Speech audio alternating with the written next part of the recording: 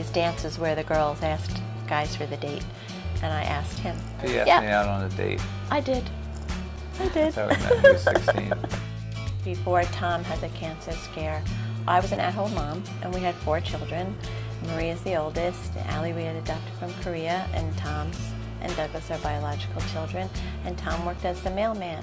It went on for a few months. They didn't know, they thought maybe it was fine, and then finally the doctor sent him to Stony Brook to a specialist. I always am pretty optimistic, so I was like, it's probably nothing, you know, I'll be fine. In the back of my mind I'm thinking, oh my God, I hope it's not testicular cancer, you know, I hope it's nothing. And thank God it turned out to be nothing.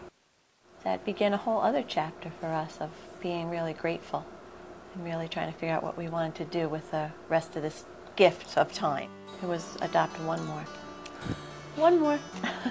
Nicholas was born with Down syndrome, and he also has autism. Bringing him home in the beginning was scary, right? I mean, it was really stepping into a world we didn't know anything about. And you know, we started from there.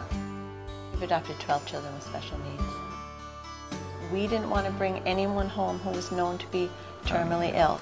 Our little Bonnie is 4, and she has a terminal lung condition. Here we are doing the one thing I never wanted to do or thought I could do. If you read about a child, the description of a child that might be waiting for a home, it is overwhelming. But when you see my children, and that's something that they taught me, they're just kids. They're just little children like everyone else. And everybody wants a family, and everybody wants to belong.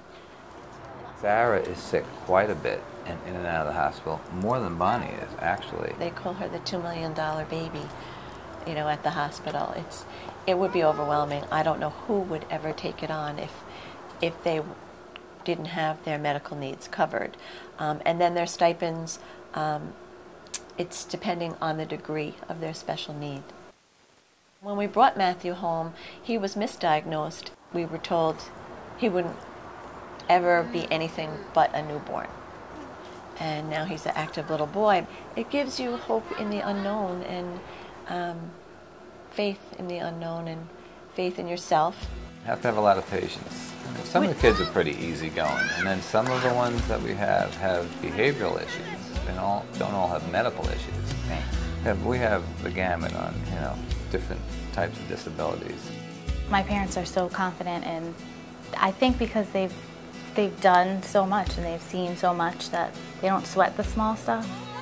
I know that it seems strange to outsiders looking in, but it's just as normal as a family with 3 kids. There are rules, there are bedtimes. It's not really different for us. This is the way our life has always been. As I'm raising my own children, I'm always calling my mom. My mom will say, just trust your own self. A mother knows best. And to listen to your own mother's intuition. So I've definitely learned that from her. In our home, everyone is a little unique. So home is where you're not different, where you're not unique. It's just home. I just feel lucky because I love my life, and I love what I did with my life. I'm going to be able to look back, no matter how long or short my life is, and be really happy with what I did. So for me, that makes me a really fortunate human being. We're hoping that we show our other kids that there's a need for this in the world, and this is what you need to do. So.